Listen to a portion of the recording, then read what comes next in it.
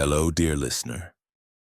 Make yourself a cup of tea, settle into your favorite chair, and come with me to the sleepy village of St. Mary Mead, where nothing is ever quite as peaceful as it seems.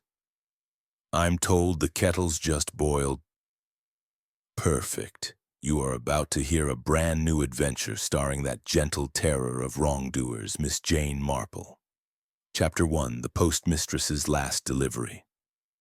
St. Mary Mead lay under a low October sky the color of pewter. The war was 7 years gone, yet the village still wore its ration book face. Patched elbows, darned stockings, and smiles that cost nothing. The horse chestnuts along the high street had begun to surrender their leaves in slow, golden snowfall, and every gust carried the smell of wood smoke and damp earth. At 6:20 on a Tuesday morning that smelled of frost, Ernie Hogg the milkman pushed open the post office door with his shoulder. 2 crates of milk balanced against his hip. The little bell gave its usual apologetic ting. No answer. "Morning, Mrs. Stubbs. Pint on the step, same as always." Silence. Ernie stepped inside. The post office was a narrow cave of pigeonholes and brass and the faint sweetness of sealing wax. Gas lamp still burning. Gladys Stubbs was a great one for economy, but she would never leave the lamp alight when she locked up. Ernie set the crates down. "Mrs. Stubbs?" He saw her boots first. Sturdy brown lace-ups, always polished on Sunday, now sticking out from behind the sorting table like a child hiding badly at a party.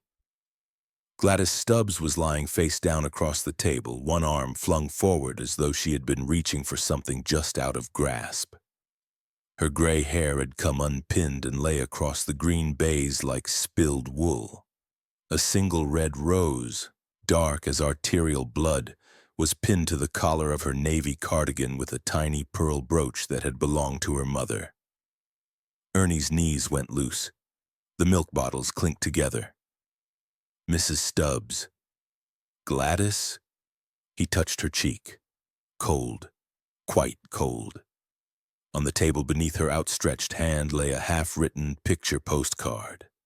A colored view of Bournemouth Pier. The message, in Gladys's neat Board of Trade copperplate, read, "They know about the letters. Tonight the rose will tell. Burn this." The ink was still wet. Ernie stumbled backward, caught the doorframe, and began to shout for help in a voice that did not sound like his own. By 7 o'clock, the high street had become a stage. Constable Polk arrived on his bicycle, helmet under one arm, mustache a quiver. Dr. Haydock followed in his Austin 10, scarf flapping like a surrender flag. Doors opened, curtains twitched, and the village held its breath behind net curtains the color of weak tea. Inside the post office, Dr. Haydock knelt beside the body. He was a spare man with kind eyes and a permanent stoop from listening to too many chests. "Dead 6 to 8 hours," he said quietly. "No marks of violence, heart simply stopped. Poor old girl." Polk scratched his head with the wrong end of his pencil. "But the postcard, doctor, and that rose. Funny business." "Funny is not the same as foul play, Constable. Mrs. Stubbs was 71, valvular disease. I warned her last spring." Miss Jane Marple arrived at 10 minutes past 7, pension book in hand, umbrella furled like a guardsman's rifle. She wore a dove-gray coat that had been good in 1938 and a velvet toque hat pinned at an angle that suggested she knew exactly what she was about. She paused on the threshold, taking in the scene with eyes the color of washed-out blue china, eyes that noticed everything and forgave most things. "May I come in, Constable? Only my pension." Polk stepped aside automatically. One did for Miss Marple. She moved forward with the small, deliberate steps of the elderly who have learned that hurrying is undignified and usually unnecessary. She looked at Gladys, at the rose, at the postcard. Then she looked at the floor. A single petal, bruised crimson, lay just beneath the lowest pigeonhole. Miss Marple bent. She was surprisingly supple for her age, and picked it up between kid-gloved fingers. Dr. Haydock cleared his throat. Miss Marple, really, my dear doctor, she said mildly. When Mrs. Emery had her stroke in the lending library, you pronounced heart failure within the hour. Yet 6 months later, the coroner found digitalis poisoning. One must keep an open mind. Haydock flushed. That was different. Mrs. Emery's nephew was a chemist. Quite, said Miss Marple. She studied the rose. It was perfect. A hybrid tea called Crimson Glory, still dewed as though freshly cut. The stem had been thrust through the buttonhole of Gladys's cardigan with some force. A bead of greenish sap glistened at the puncture. From whose garden, I wonder, she murmured. Paulk shifted his feet. Only one person grows roses like that in the village, miss. Miss Lavinia Gray up at the Red House. Actress, or was. Moved here last year. Miss Marple nodded as though she had known it all along. By 8 o'clock, the post office was locked and sealed with a handwritten notice, closed owing to bereavement. The village gathered at the Blue Boar. Conversation bubbled like soup on a Primus stove. Heart attack, Dr. Haydock says. Funny time for a heart attack, 11:30 at night. Who pinned that rose on her? Gladys always locked up at 6 sharp. Postcard about letters, whatever did she mean? Miss Marple sat in her usual corner by the fire, knitting something lavender and complicated. She listened more than she spoke, which was her custom. Old Mr. Petherick, the solicitor, came in mopping his forehead, though the morning was cold. Terrible business. Gladys handled the post for my late brother's estate. Confidential, some of it. Across the room, Colonel Bantry blustered to anyone who would listen. Damned woman, opened my letters for 20 years, knew I was in Queer Street, told the bank manager I shouldn't wonder. Young Ruth Price, the district nurse, sat pale and quiet at the bar, twisting her engagement ring. Her fiancé, Tom Bragg, the postman, stood behind her pouring half-pints he did not taste. Miss Marple's needles clicked. At 9 o'clock, Miss Marple walked slowly home past the post office.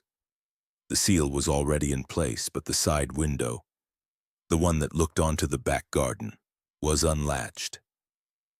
Village policemen were thorough about front doors and careless about windows.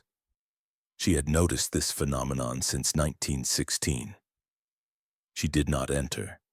She simply stood among the Michaelmas daisies and studied the ground.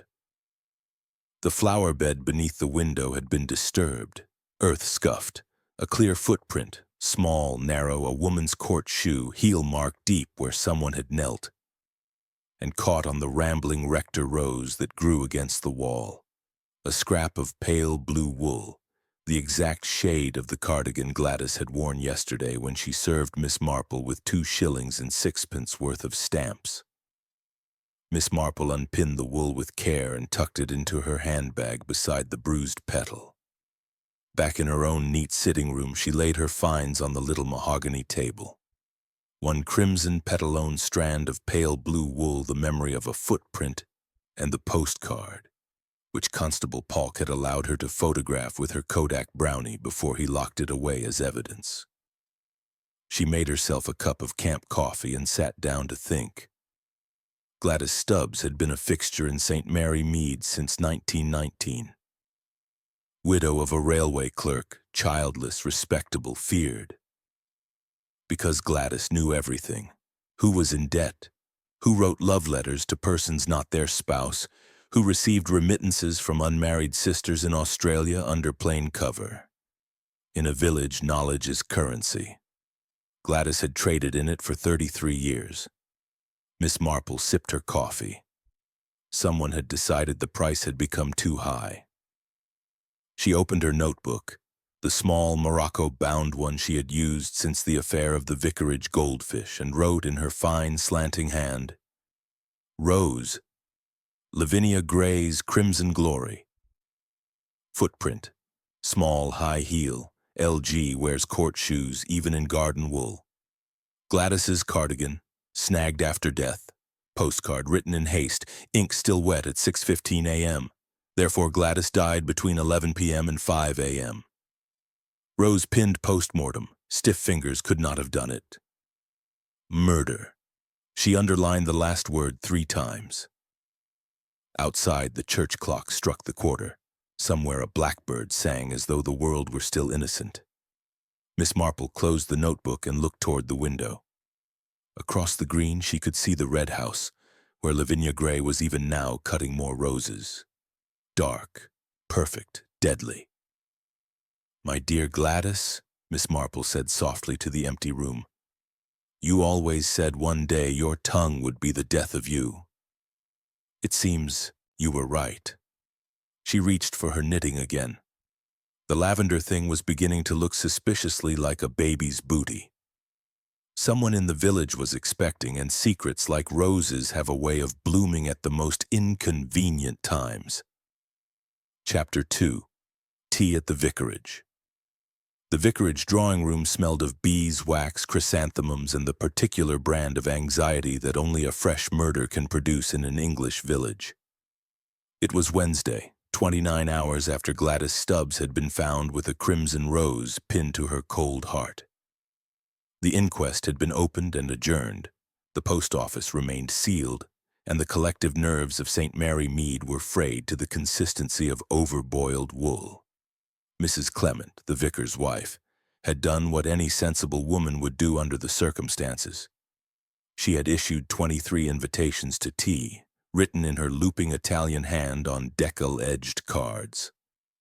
"Informal," she had told her husband, "just to stop people talking nonsense in the post office queue." The vicar, who had never succeeded in stopping anyone talking anything in his life, merely sighed and went to look for his sermon notes on the prodigal son. By 3:30, the room was full to bursting. Miss Marple arrived precisely at 25 minutes past the hour, early enough to be polite, late enough to observe who was already seated where. She wore her second-best coat, mulberry wool with a small tear under the left arm that only she knew about, and carried a sponge bag containing ostensibly her knitting. In reality, it also held the scrap of pale blue wool, the bruised petal, and a tiny tin of Andrew's liver salts, because excitement always gave her wind. Mrs. Clement swooped upon her like a flustered hen. "Miss Marple, thank heavens! Do sit by the fire, your usual chair, I've kept it." The usual chair was a faded tapestry affair with one spring that threatened the unwary. From it one could see every face in the room and, more importantly, every hand. Miss Marple settled herself, arranged her skirt, and began to count. 5 principal suspects, as she had privately labeled them, were already present. Colonel Bantry, retired Indian Army, scarlet face, white mustache like a yard brush, was attacking a plate of anchovy sandwiches as though they had insulted his regiment. Miss Lavinia Gray, ex-West End leading lady, still beautiful at 40-something, ash-blonde hair swept up in a style that required 20 minutes and 14 Kirby grips every morning, reclined on the sofa in a cloud of Loher bleu and cigarette smoke.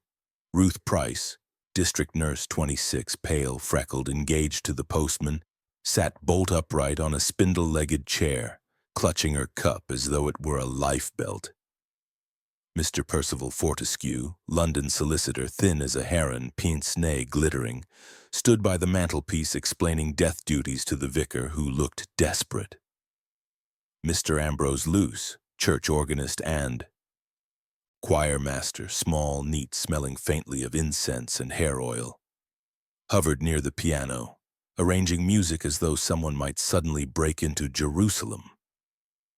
Miss Marple's needles began their quiet conversation. Click, click, click, click. Conversation, never languid in St. Mary Mead, now galloped. Colonel Bantry's voice boomed above the teacups. "Damned woman had no business poking into my affairs. Knew I was in debt up to the eyebrows. Told old Curtis at the bank I shouldn't wonder. If I'd been 20 years younger, I'd have wrung her neck myself." A collective intake of breath. Mrs. Clement spilled lapsang souchong into the saucer of the assistant district nurse. Miss Lavinia Gray gave her famous throaty laugh. Darling Colonel, we all threatened to murder Gladys at some point. She once told me my understudy was receiving my fan mail. I nearly throttled her with my mink stole. She extended one slender hand to take a cucumber sandwich. The hand was, Miss Marple noted, the left one. And on the fourth finger glittered a large emerald that exactly matched the flash of green sap she had seen on the rose stem yesterday. Ruth Price set her cup down with a clatter. I feel a little faint, she whispered. Her fiancé, Tom Bragg, the postman, instantly materialized at her elbow. He was a tall young man with honest brown eyes and shoulders that looked as though they had carried more than mail bags. Steady, love, he murmured. Ruth's hand clutched his sleeve. Miss Marple saw the knuckles whiten. Interesting. Mr. Fortescue cleared his throat like a man about to address the Old Bailey. Mrs. Stubbs was, in possession of certain documents relating to the late Mr. Edgar Stubbs's estate. My client, Mrs. Arabella Stubbs of Tunbridge Wells, Gladys's sister-in-law, has instructed me to recover them. Most urgent. Mrs. Clement looked bewildered. But Gladys had no family except... Precisely, said Mr. Fortescue, snapping his briefcase shut with a sound like a gunshot. Mr. Ambrose Luce drifted across the carpet as though on casters. He placed a small silver vase on the piano. Inside was a single crimson rose, identical to the one pinned to Gladys's cardigan. A tribute, he said softly. From my own modest bush. Poor Gladys admired them so. Miss Marple's eyes narrowed. Mr. Luce's bush was a hybrid tea called Ena Harkness, darker, almost black-red. Crimson Glory had a deeper scent and a longer stem. She would have sworn to it in court. Mrs. Clement, desperate to restore normality, began passing the cake stand. Victoria Sponge, coffee walnut, and, rather rashly, Mrs. Bantry's famous cherry cake, which required 3 attempts with the tin opener and still bore the dents. Miss Marple accepted a sliver of walnut. She used the tiny fork to dissect it while she listened.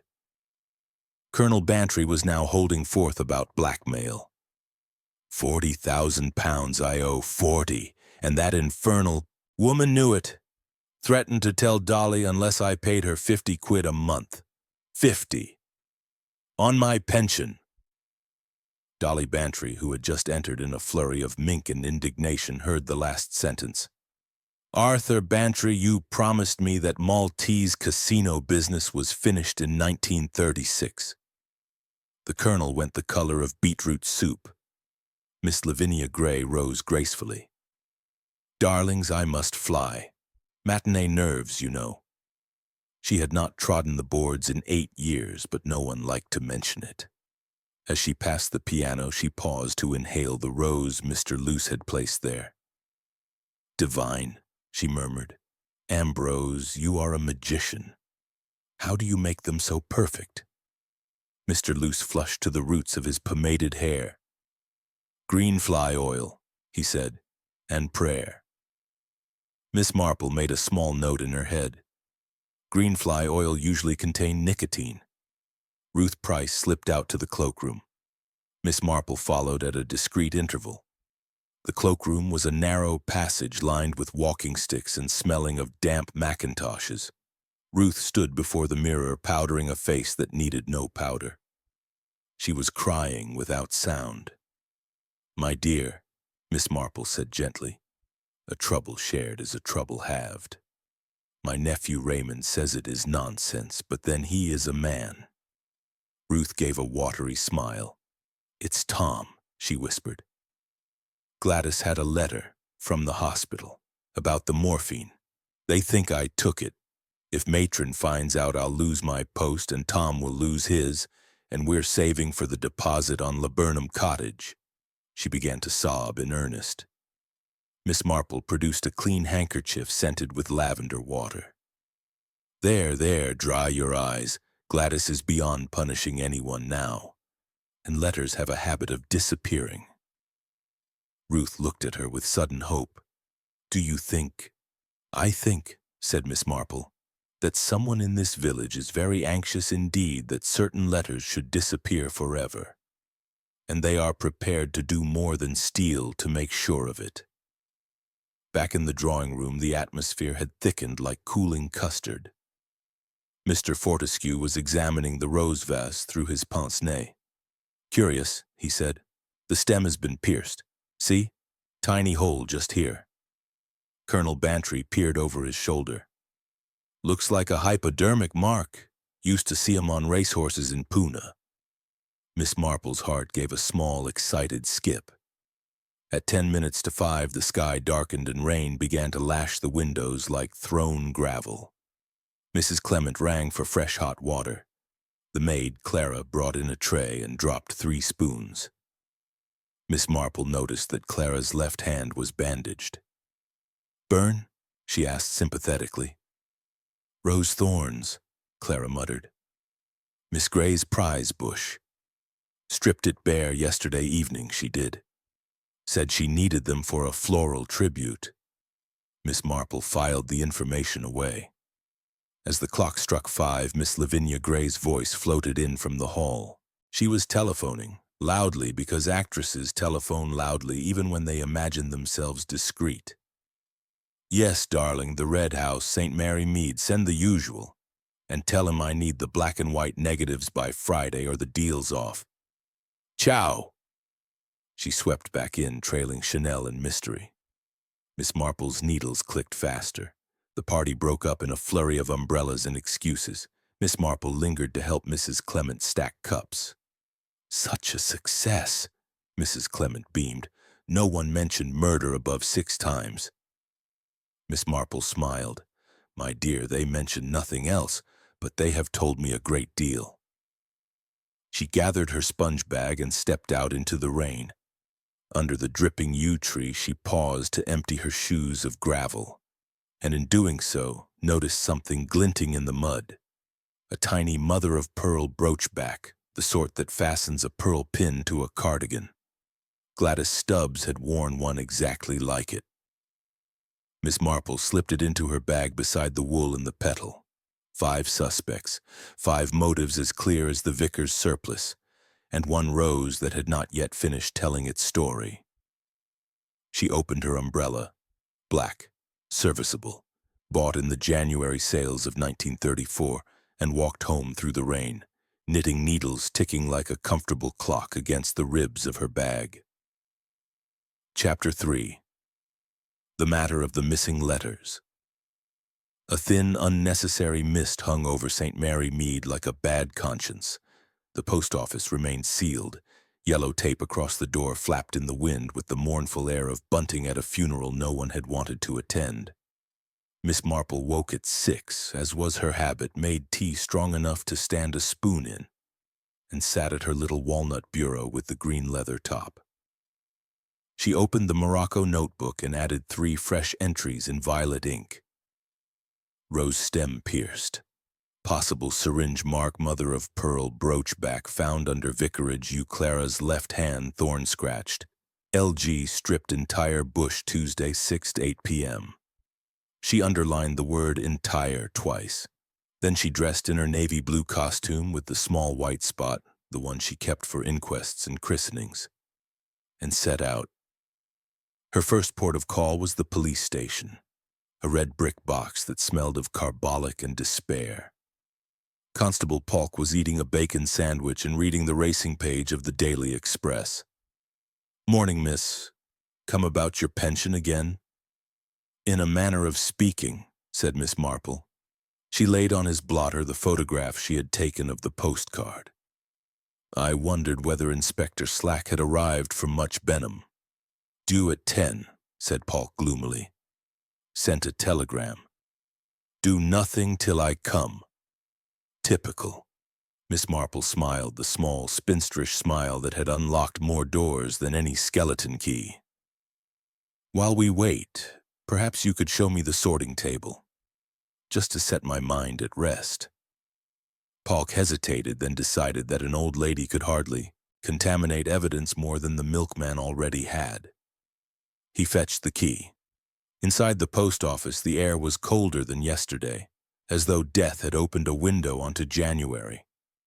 The sorting table still bore the faint outline of Gladys's body in floury dust. Miss Marple moved like a quiet moth. She noted the gas mantle had been turned low but not out. Gladys had expected to work late. The stamp drawer was open exactly 1.5 inches, the width of a man's thumb.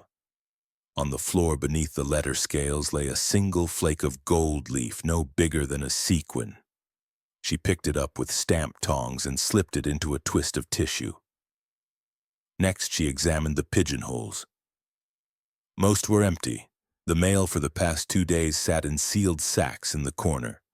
But one compartment, labeled Undelivered Hold, contained 3 letters and a brown paper parcel addressed in violet ink to Miss L. Gray, the Red House. Miss Marple's lips pursed. The top letter was postmarked Tunbridge Wells, 18th of October. The handwriting was Mr. Percival Fortescue's, spiky, impatient, legal. She did not open it. She simply photographed it with her Kodak, using the miniature tripod she kept in her handbag for photographing flowers. At 9:20, she was seated in the snug of the Blue Boar with Sir Henry Clithering, late of Scotland Yard, who had arrived by the 8:47 train purely for the fishing. Sir Henry's fishing always coincided with murder. Over 2 half-pints of mild and bitter, Miss Marple laid out her findings. Someone entered after closing, Henry. Someone Gladys trusted enough to let in at 11 o'clock at night. Someone who brought a rose already prepared. Sir Henry twirled his mustache. Nicotine? Very probably. Distilled tobacco juice injected into the stem. 1 prick behind the ear. Heart stops within minutes. No fuss, no noise. Perfect for a village. And the letters? Gladys had been holding 4 that could ruin people. I believe the murderer took them, but photographs may have been made first. Sir Henry drained his glass. Blackmail on blackmail. Delightful. Shall we visit the suspects? Their first call was the Red House. Lavinia Gray received them in a drawing room that looked like a stage set for Noel Coward. White carpet, black lacquer, one enormous mirror reflecting a dozen crimson roses in a silver bowl. Darlings, how perfectly thrilling, a real detective. She waved a cigarette holder like a conductor's baton. Miss Marple's eyes flicked to the roses. Every stem had been pierced near the base with a needle-fine hole. Green sap wept gently. Miss Gray, your roses are magnificent, she said. Do you treat them with anything special? Only love, Lavinia trilled. And a secret mixture my gardener swears by. Tobacco water, darling. Kills greenfly stone dead. She laughed, but the laugh did not quite reach her eyes. Sir Henry asked smoothly, Were you here all Tuesday evening? Rehearsing lines for the Women's Institute one-act play. Alone, I'm afraid. No alibi worth a damn. She shrugged theatrically. As they left, Miss Marple paused in the hall. On the console table lay a small parcel in brown paper addressed in violet ink. Postmarked Tunbridge Wells. Unopened. Next, Mr. Ambrose Luce's cottage opposite the church. Tiny, immaculate, smelling of brasso and sanctity. The harmonium occupied one entire wall. Photographs of past choir boys lined another. Mr. Luce offered Madeira and stale Bath Olivers. His hands trembled as he poured. I was practicing the Bach toccata all evening, he said. Mrs. Dane in the cottage next door complained about the noise until 10 o'clock. Miss Marple noticed a developing tray on the sideboard, still wet. Beside it, a packet of Ilford gaslight paper and a red safe light bulb. Such a tragic loss, Mr. Luce murmured. Gladys sang contralto in the choir for 30 years. Her "O Rest in the Lord" brought tears to the eyes. He indicated a framed photograph. Gladys in 1923, stiff collarette, eyes bright as a bird's. Miss Marple's gaze drifted to the window. From here one looked directly across the lane into the post office sorting room. The angle was perfect. At 11 o'clock they found Ruth Price cycling between visits, cheeks whipped pink by the wind. She dismounted shakily when Sir Henry introduced himself. "Please, sir, I never touched the morphine. It was only 2 ampules for my mother's pain." Miss Marple laid a gentle hand on her arm. "My dear, no one is accusing you." "Yet." Ruth's eyes filled. "Gladys said she'd give the letter to matron unless Tom paid her £20. We haven't 20 shillings. Sir Henry asked quietly. "Where were you Tuesday night?" "At the pictures in Much Benham with Tom. The Palace. Roman holiday. We caught the 6:30 bus home, got off at the crossroads at 10:20. Tom walked me to my door, then went on to the sorting office to collect the late mail bag. He was there till midnight." Miss Marple made a small, satisfied sound. Alibis were beginning to form like crystals in a chemistry set. They lunched at Gossington Hall with the Bantrys. Dolly Bantry, still furious about the Maltese casino revelation, served cold ham and fury in equal measure. Colonel Bantry blustered, "If I'd murdered the woman, I'd have used a kukri, not a damned flower." Miss Marple buttered a scone. "Colonel, when did you last visit the post office?" "Monday morning, paid a bill." Gladys smirked, knew I was overdrawn again. "Infernal cheek." Dolly fixed him with a gimlet eye. "You gave her £50 on the 1st of every month, Arthur. Don't deny it." The colonel choked on his chutney. At 2 o'clock, Inspector Slack arrived from Much Benham. Tall, ginger, convinced that all villagers were half-wits and that spinsters were the worst. He listened to Miss Marple's findings with the expression of a man sucking a lemon. "Elderly ladies imagining things," he muttered to Sir Henry. Sir Henry merely smiled. By 3 o'clock, Miss Marple was back in the sealed post office, this time with official permission. She examined the stamp album on the shelf. Page 47 was blank where the 1948 Malaya Tiger 8 Seals should have been. Gladys had shown it to her only last month, gloating gently. On the floor beneath the album she found another flake of gold leaf and caught on a nail. A single strand of ash-blonde hair. She placed both in separate envelopes. At 4:30 she stood in the tiny post office garden. The Michaelmas daisies were battered flat where someone had knelt. The soil was still damp. She scraped a sample into a pillbox. Then she looked up at Mr. Luce's cottage. The bedroom curtain twitched. On her way home she called at the chemist's. Mr. Blend, round and anxious, confirmed that nicotine insecticide had been sold to 3 people this summer. Chapter 4. The Garden Party. Red Herring Friday, the 31st of October, broke clear and sharp, the sort of autumn day that makes one forgive England for the other 364. Sunlight poured over St. Mary Mead like warm syrup, turning every spider's web into a jewel and every fallen leaf into a guinea. At 11 o'clock precisely, the gates of the Red House stood open, flanked by 2 clipped bay trees wearing scarlet ribbons like chorus girls. A chalkboard on an easel announced in Lavinia Gray's flamboyant copperplate, "Garden Party," in memory of our dear postmistress Gladys Stubbs. Donations to the District Nurse Fund straw boaters felt cloches, one daring young matron in a turquoise turban that looked as though it had escaped from a cruise brochure. Tables draped in damask groaned beneath cucumber sandwiches cut so thin they were almost transparent, scones still steaming, and 3 Victoria sponges that Mrs. Clement had baked at dawn while praying for deliverance. Miss Marple arrived at 2:28 wearing her mulberry coat and the expression of a cat who knows exactly where the cream is hidden.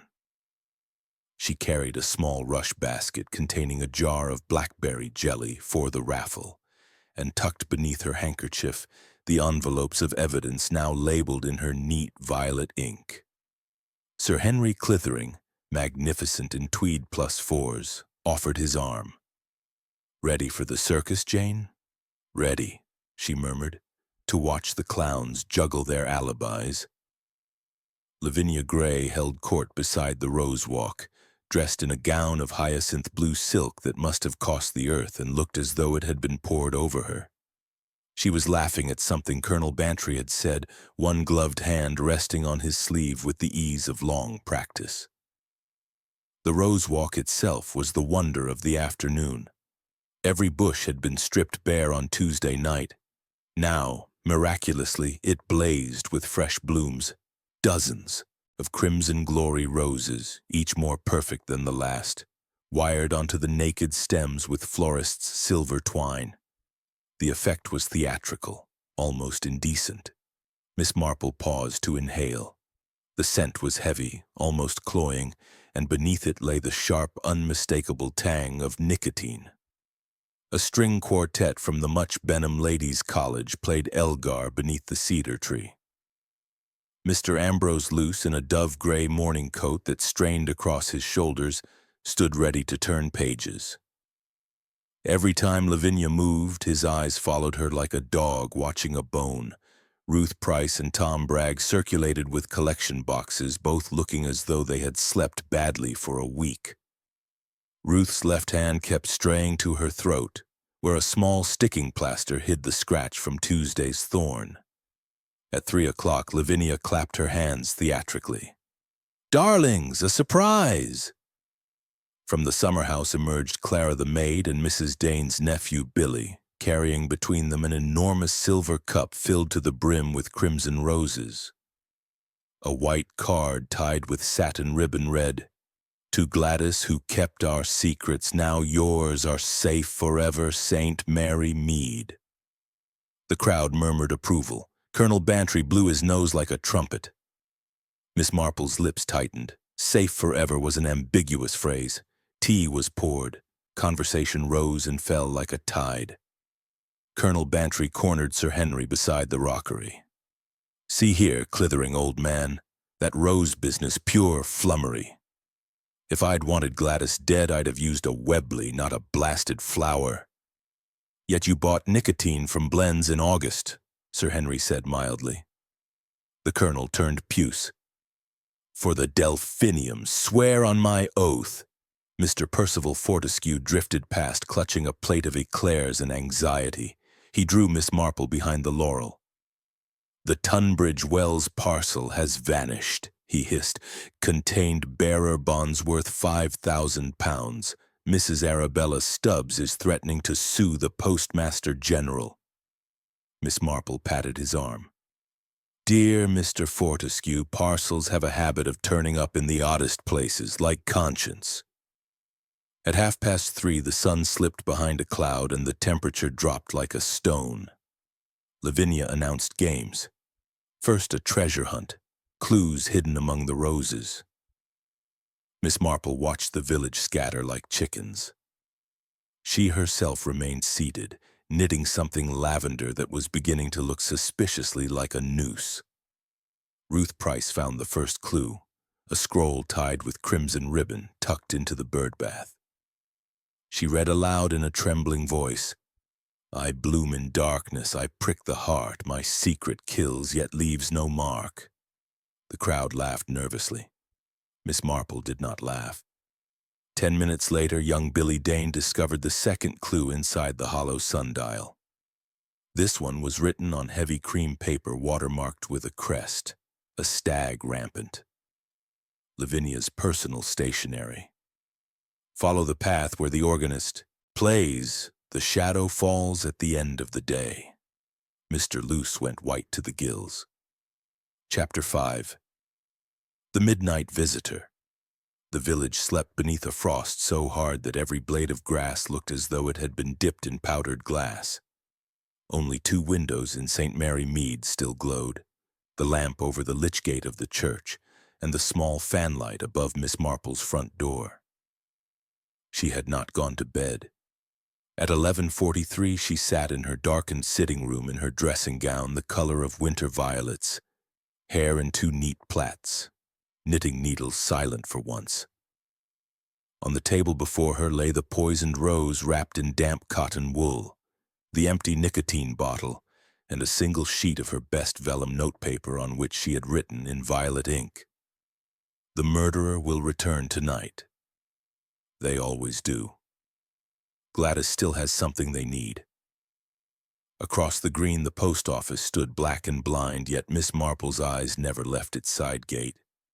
She had asked Constable Polk to leave the seal on the front door intact, but to oil the latch on the back. Polk had grumbled, but Sir Henry had smiled, and the latch now opened without a sound. At 11:58, the church clock began to strike 12. On the fourth stroke, a figure appeared at the corner of the lane. Tall, hooded, moving with the silent purpose of someone who has rehearsed this journey in dreams. A dark lantern, shuttered to a blade of light, swung at knee-height. Miss Marple did not move. She simply watched as the figure slipped through the side gate and vanished behind the post office wall. Inside her cottage, the grandfather clock ticked like a slow heart. 1 minute. Then a faint scraping sound, the soft clink of metal on wood, and the narrow beam of the lantern flickered across the sorting room window. Miss Marple rose, wrapped her paisley shawl closer, and opened her front door a careful inch. The frost bit her cheeks. She stepped onto the path in her felt slippers and closed the door behind her without a click. The village green lay silver under the moon, her breath plumed white. She moved along the hedge like a small, determined ghost until she reached the post office garden wall. From here, she could see everything. The hooded figure knelt beneath the sorting room window. A gloved hand, left hand, worked quickly with a jemmy no longer than a lady's fan.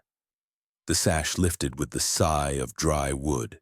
The figure hoisted itself inside with surprising strength, lantern first, then shoulders. Then the swirl of a dark cloak. Miss Marple waited. She had learned long ago that patience is the detective's sharpest weapon. 3 minutes and 40 seconds later, the figure reappeared, this time carrying a small bundle wrapped in what looked like oilskin. The lantern was extinguished. Moonlight glinted on something metallic in the right hand. A pair of left-handed secateurs. The intruder paused, listening. Somewhere a fox barked. Then the figure turned, and for one heartbeat, the hood slipped back. Moonlight fell full on ash-blonde hair pinned in victory rolls. Lavinia Gray. Miss Marple pressed herself into the shadow of the rambling rector rose. Thorns caught at her shawl. She did not flinch. Lavinia moved fast now along the wall, past the coal shed and out through the side gate. Instead of returning up the lane, she cut across the green toward the churchyard, keeping to the deeper shadows beneath the yews. Miss Marple followed at 20 paces, slippers silent on the frost. The lich gate creaked. Lavinia passed beneath it and disappeared among the tombstones. Miss Marple counted to 10, then followed. The churchyard smelled of wet stone and chrysanthemums left too long in jam jars. Ahead a match flared, brief orange, revealing Lavinia's face for a second. Beautiful, terrified, determined. She knelt beside a freshly dug grave, Gladys's own plot, prepared yesterday by Mr. Mullins the sexton. Lavinia worked quickly. She scraped away a layer of frozen earth with the secateurs, laid the oilskin bundle in the hollow and covered it again.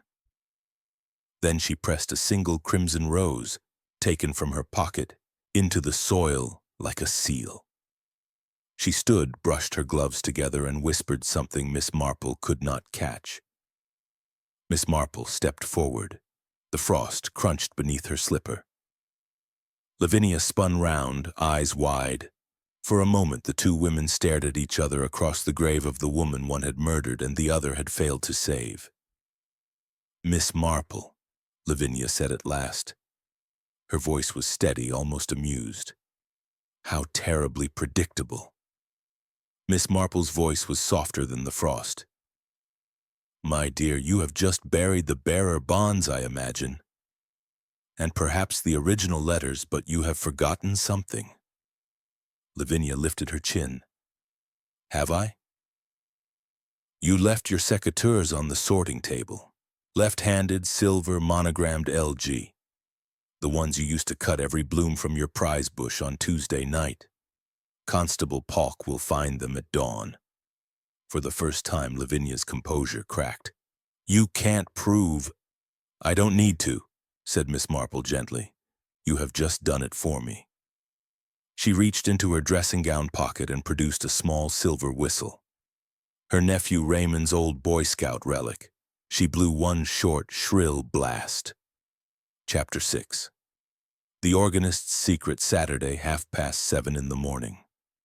The frost still held the village in white silence. Miss Marple, dressed in her navy Sunday costume and the determined expression she usually reserved for whist drives, stood at Mr. Ambrose Luce's front gate with Sir Henry Clithering and a yawning Inspector Slack. She carried no handbag, only a small leather hymn book and the look of someone who has not slept but has decided everything. Mr. Luce opened the door in his dressing gown, hair on end, eyes red-rimmed. The smell of photographic developer drifted out like incense gone wrong. Miss Marple, at this hour? We have come for matins, Mr. Luce, she said pleasantly, and for the truth. They stepped into the narrow hall. On the hat stand hung the hooded cassock the village had seen only at Christmas midnight mass. One sleeve was torn. A thread of crimson wool caught the light, exactly the shade of crimson glory petals. Inspector Slack's eyebrows rose like rockets. The sitting room was chaos. Every surface held trays of fixing solution, glass plates, packets of Ilford paper. On the harmonium lay a stack of freshly printed photographs, still damp. Colonel Bantry signing a check for $50 dated 1st October. Ruth Price pocketing morphine ampules in the surgery dispensary. Lavinia Gray accepting a thick envelope from a man in a naval greatcoat, 1919, and most damning, Lavinia herself on Tuesday night, hooded, lifting the post office sash. Mr. Luce made a small sound like a dying mouse. Miss Marple picked up the top print with stamp tongs. You photographed the letters through the post office window weeks ago, she said. Every Tuesday and Thursday when Gladys worked late under the gas mantle. A telephoto lens on your Leica, quite professional. Then you waited. She turned to the harmonium. Beneath the music rest lay the missing 1948 Malaya Tiger 8C stamp, carefully hinged onto a blank page ready for forgery. 00 to 0240 Slack found his voice. You blackmailed the blackmailer. Mr. Luce sank onto the piano stool. She was going to sell the negatives to a London dealer for £2,000. I offered $3, if she gave me the originals first. She laughed, said she'd bury me with my own secrets. His hands shook. So I followed her. After she left the post office at 12:05. I saw her bury the bundle in the grave. I waited until the police car took her away, then I dug it up myself. He opened a hymn book. Inside, wrapped in oilskin, were the 5 bearer bonds and the 3 lavender envelopes. Miss Marple's voice was softer than forgiveness. You wore the cassock so that if anyone saw a figure in the churchyard, they would think it was the verger locking up. You used the harmonium bellows to fan the developer fumes out of the window, so no one would smell the chemicals. And you left 1 flake of gold leaf in the post office because your makeup box, bought for the St. Jude's Passion Play, spills whenever you hurry. She laid the 2 flakes of gold leaf side by side on the blotter. They matched perfectly. Mr. Luce began to cry, quiet, tidy tears that ran into his collar. I only wanted the photograph of Gladys and me. The one Ruth Price took yesterday. I was 22. She was 19. We were going to be married. Then the child came and her father sent her away. I never even saw my son. He looked up, eyes raw. I didn't kill her. I swear on the 39 articles I didn't kill her. Miss Marple believed him. She had seen murderers before. They carried a different darkness. Inspector Slack snapped handcuffs anyway. Conspiracy, theft, receiving stolen goods, plenty to keep you until the assizes. As they let him out, Mr. Luce paused at the harmonium. He pressed middle C. The note hung in the cold air like a question. Will you tell the choir I shan't be at practice? Miss Marple closed the fall board gently. I shall tell them you have been called to a higher service. In the lane, the frost was beginning to lift. Church bells began to ring for early service. Clear, forgiving English. Sir Henry offered Miss Marple his arm. 2 murderers, Jane. Lavinia for the poison, Luce for the photographs. A duet in D minor. She leaned on him lightly.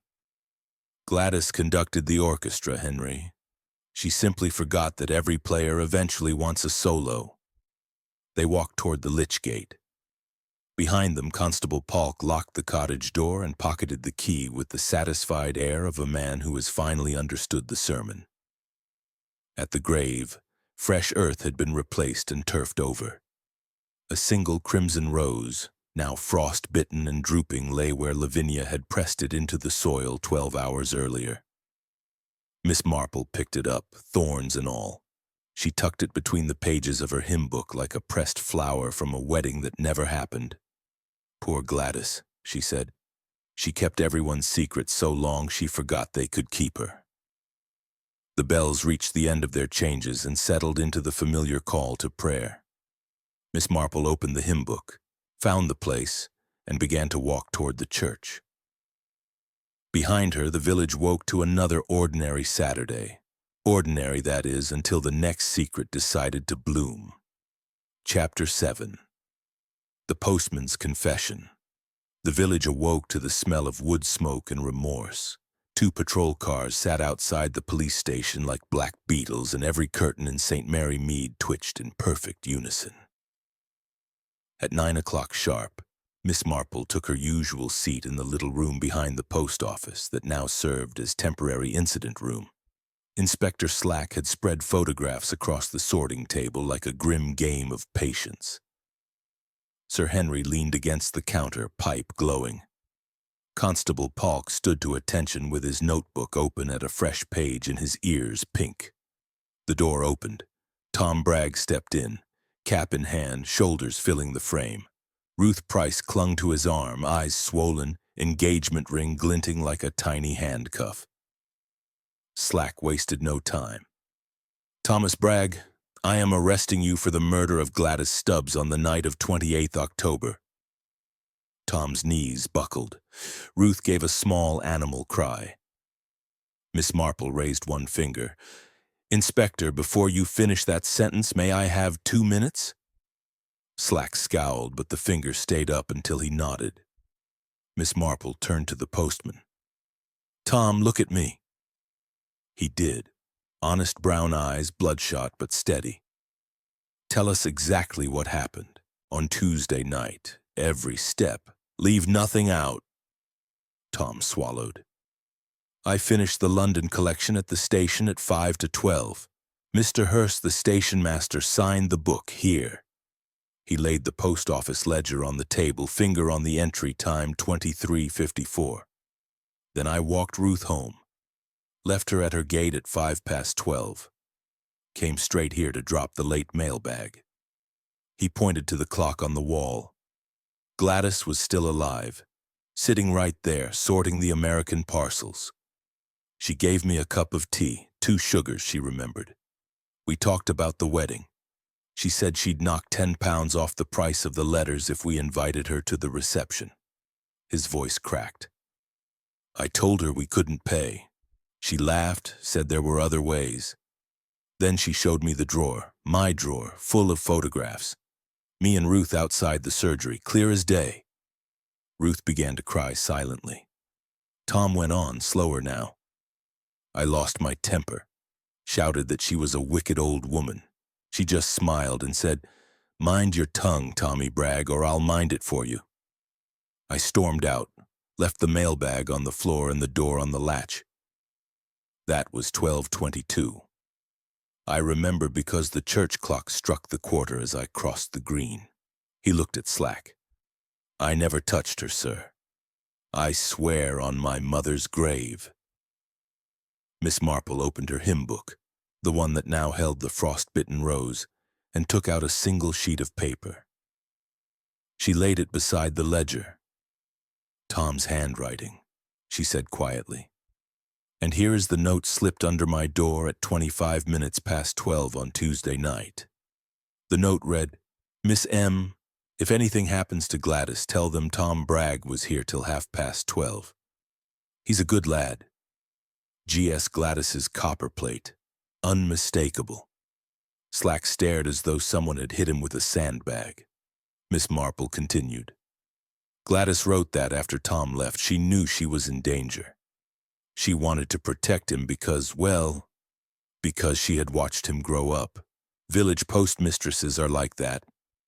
They terrorize us, but they love us too. She turned the frost-bitten rose in her fingers. This bloom was cut at 12:28. The stem is still bleeding sap. See the green stain? Lavinia entered less than 6 minutes after Tom stormed out. Gladys let her in because they had an appointment about the bearer bonds. Lavinia carried 12 prepared roses in a florist's box. She only needed one. Sir Henry tapped ash into the wastepaper basket. Time of death fixed by the station master's signature, the church clock, and Gladys's own note. Poor Bragg was 3 streets away when the nicotine entered her bloodstream. Slack closed his notebook with a snap that sounded like surrender. Charges withdrawn, he muttered. But I'll have you for leaving the door on the latch, lad. Tom managed a watery grin. Worth it, sir. Ruth flung her arms round Miss Marple. We can get married now. Laburnum Cottage, deposit paid yesterday. Miss Marple patted her back. Invite Gladys to the wedding anyway, my dear. Leave a chair empty at the back. She would like that. Outside, the sun had climbed high enough to melt the frost on the post office window. For the first time in a week, light fell across the sorting table, picking out the faint outline where Gladys had fallen. Tom picked up his cap. I'll finish the round then. Mail must go through. He paused at the door. Miss Marple, will you walk with me to the church? Ruth wants to put flowers on the grave. Proper ones this time. Miss Marple took his arm. I should like that very much. As they stepped into the lane, the village seemed to breathe again. Doors opened, curtains stopped twitching. Old Mrs. Harmon waved from her gate with a slice of seed cake. The 3 of them walked slowly toward the lich gate, the postman, the nurse, and the gentle lady who had given them back their future. Behind them, the post office door stood open for the first time in 10 days, letting sunlight flood every corner. Chapter 8. The Rose That Killed. A pale, reluctant sun climbed over the roofs of St. Mary Mead, as though it too dreaded what the day must reveal. At 10 o'clock precisely, Dr. Haydock's surgery waiting room had been cleared of patients. The blinds were drawn, the door locked, and a notice read, Closed until further notice. Inside on the examination couch lay one perfect crimson glory rose wrapped in cotton wool. Miss Marple's gift from the garden party kept damp in her refrigerator for 3 days.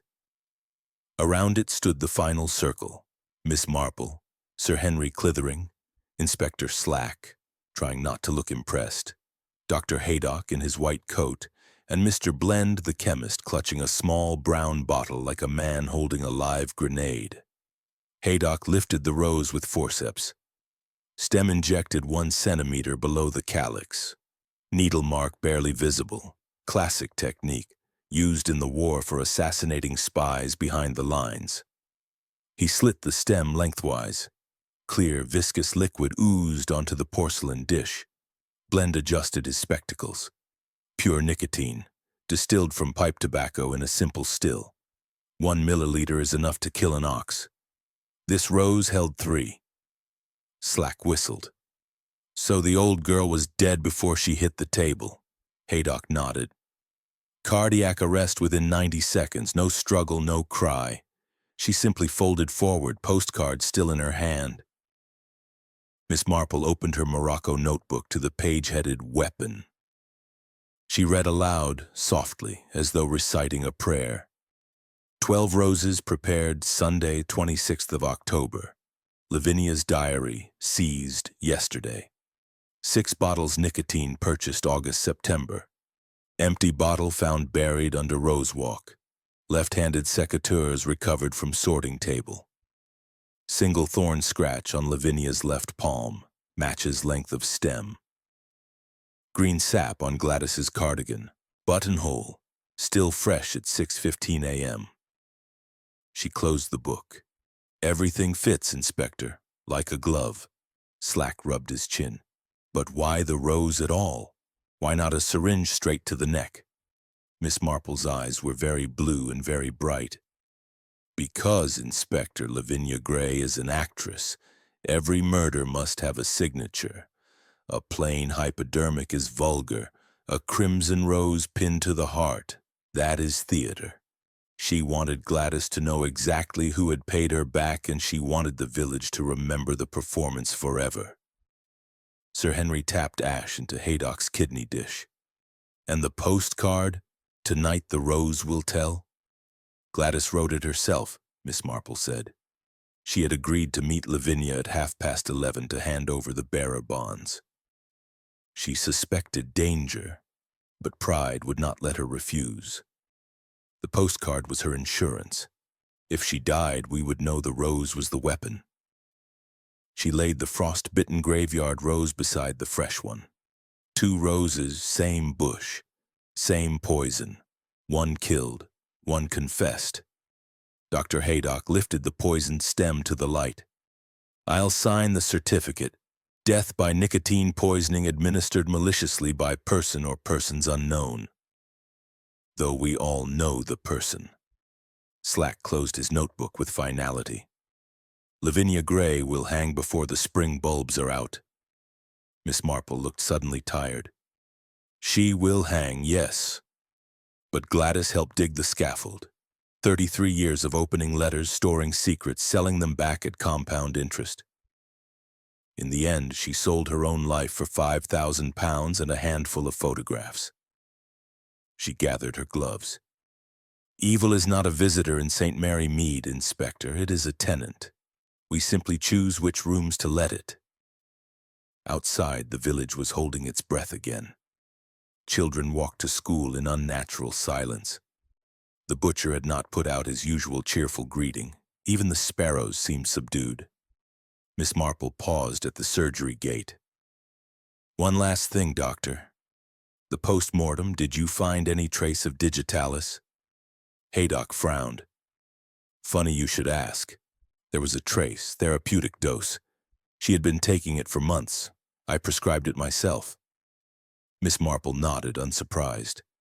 Then Gladys knew her heart was failing. She simply chose to go out with a flourish rather than fade in a nursing home. She walked slowly home past the sealed post office. A small queue had already formed, people waiting for their pensions, their parcels, their ordinary lives to resume. At her gate, she met Ruth Price cycling to the surgery, cheeks pink with happiness. Morning, Miss Marple. Tom starts the new round tomorrow. They've given him Gladys's old bicycle, said it's only right. Miss Marple smiled. Gladys would approve. She always believed the mail must go through, especially when it carries wedding invitations. Inside her cottage, the fire was laid but not lit. She set the 2 roses, killer and confessor, side by side in a Wedgwood vase, then opened her notebook to the final page. She wrote in violet ink, Case closed. Motive, greed masked as pride. Method, a flower. Lesson, secrets are like roses, beautiful until they prick the hand that holds them too long. She underlined the last sentence, closed the book, and placed it on the shelf between the murder at the vicarage and the St. Mary Mead Parish Magazine, 1932-1947. Outside, the sun strengthened. A blackbird began to sing from the vicarage chimney. Somewhere a kettle whistled for 11 o'clock tea.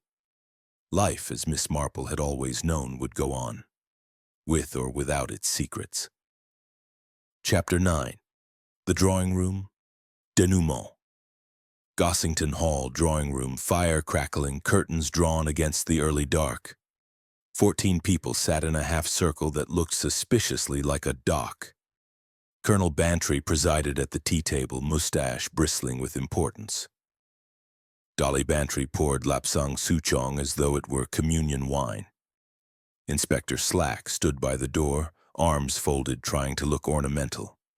Sir Henry Clithering lounged against the mantelpiece, pipe glowing like a small red planet. Miss Marple occupied the small gilt chair usually reserved for the bishop. She wore her dove-gray afternoon dress and the faint smile of someone who has finished the crossword and is waiting for the rest of the world to catch up. Lavinia Gray sat between two constables, wrists free but face pale beneath the perfect makeup. She wore the same hyacinth blue gown from the garden party, now creased and smelling faintly of cells. Mr. Ambrose Luce, handcuffed to a burly sergeant, stared at the carpet as though it might open and swallow him. The others, Ruth and Tom, Mr. Fortescue, Dr. Haydock, even Clara the maid, waited in the hush that falls when truth is about to be born in public.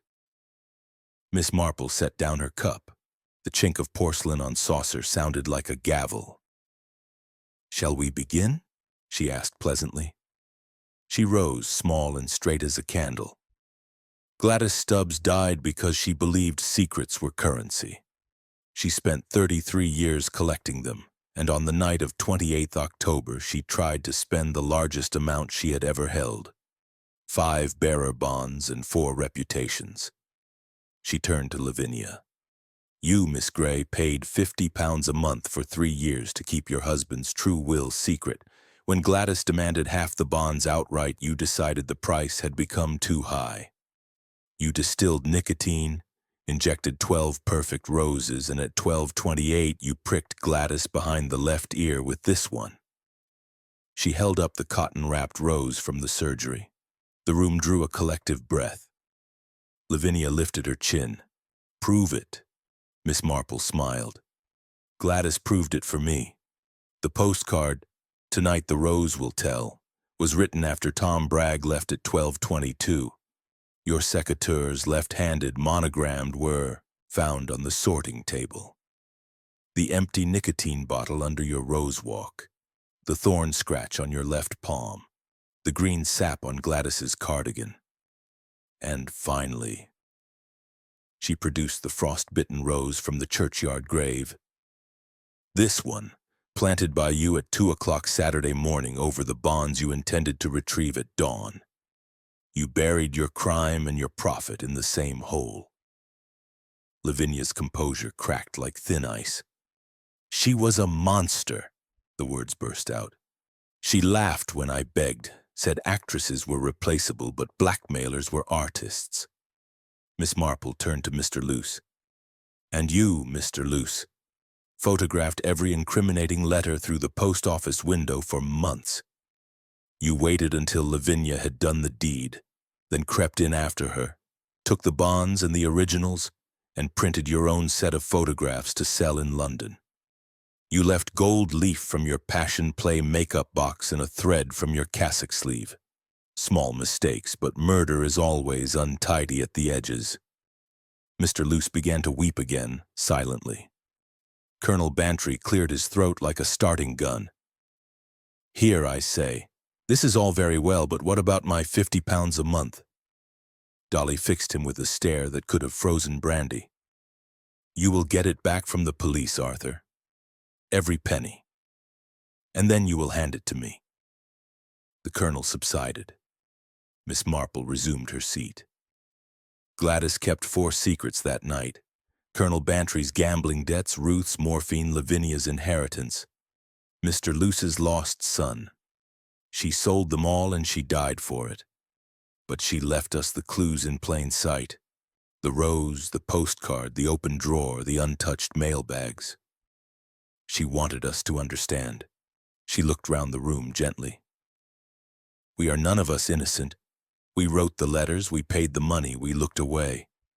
Gladys merely held the mirror. Silence, thick as dust. Then Lavinia laughed, low, bitter, final. Bravo, Miss Marple. You should have been on the stage. Miss Marple inclined her head. I prefer the audience, my dear. One sees so much more clearly from the stalls. Inspector Slack stepped forward. Lavinia Gray, I charge you with the murder of Gladys Stubbs. Ambrose Luce, I charge you with theft and receiving stolen goods. He paused almost gently. Anything to say? Lavinia stood. The hyacinth silk caught the firelight like water. She looked once at Miss Marple, once at the rose on the table. Tell them, she said clearly, that the rose was perfect, and so was I. She walked out between the constables without looking back. Mr. Luce followed, head bowed, harmonium notes still echoing in his ears. The fire settled in the grate. Outside, rooks wheeled over the bare trees. Miss Marple lifted her cup, found it cold, and set it down again. Dolly Bantry whispered, Jane, was she right? Are we all guilty? Miss Marple considered. We are all human, Dolly. That is quite bad enough. She rose, smoothed her skirt, and smiled at the room. Now, who would like a slice of cherry cake? Murder is hungry work. Chapter 10. Morning tea and marmalade, Guy Fawkes morning, and St. Mary Mead smelled of bonfires and second chances. At 10:30, Miss Marple's cottage was warm with the scent of toasted crumpets, Cooper's Oxford marmalade, and the particular hush that follows a storm.